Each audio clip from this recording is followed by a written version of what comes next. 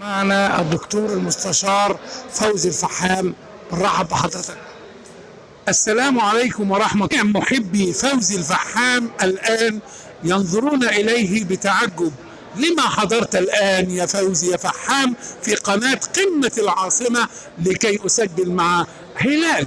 وما أدراكم ما هلال؟ إنه عبد العال المذيع اللبق. أهلا وسهلا ومرحبا، وكل عام وأنتم بخير. كعادتك لبقتك وجمالك وأسلوبك الراقي جدا بيخليني أطمع أقول لك وجودك النهارده منور الدنيا كلها في ملتقى أحمد شوقي.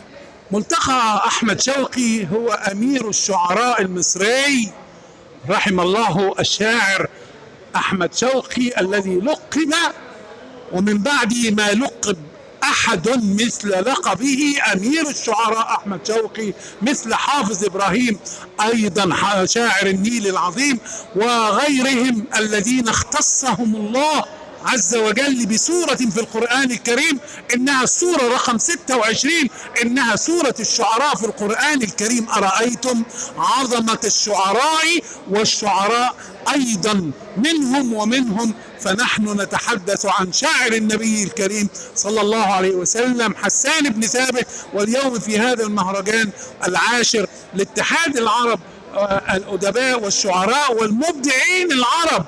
فأنا طبيب، وفي رواية حكيم، فأنا الطبيب المستشار اللي بكل حب وطواعية وافتخار نرحب بكم جميعا يا محبي فوزي الفحام.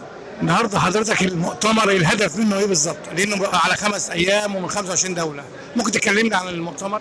المؤتمر النهارده رئيسه الشاعر والأديب العربي الدكتور إيهاب البعبولي، الذي هو المصري الإسماعيلاوي الأديب والشاعر، ويتمتع بعلاقات دولية وعربية على مستوى العالم بأسره، وجمع ورخص الاتحاد العربي للأدباء والشعراء والمبدعين العرب.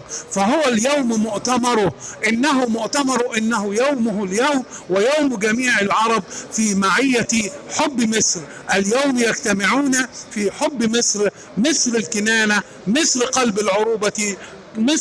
العروبة ونبضها هي مصر التي أنجبت أمير الشعراء. فاليوم تيمنا بهذا المؤتمر إنه الدورة 10 لأمير الشعراء لدى هذا الاتحاد الدولي الذي حضر الجميع، وسيحضرون لمدة 5 أيام ما بين القاهرة هنا. اليوم نحن في مبنى التعليم المدني في القاعة الكبرى، وما أعظم هذا اليوم إنه اليوم الاثنين الموافق 24 في يوليو وسنة 2023. واسمعوا ووعوا أن سورة الشعراء رقمها 26، وأيضا بدأت الآية 224 تخص الشعراء حتى نهاية السورة، سورة الشعراء 227.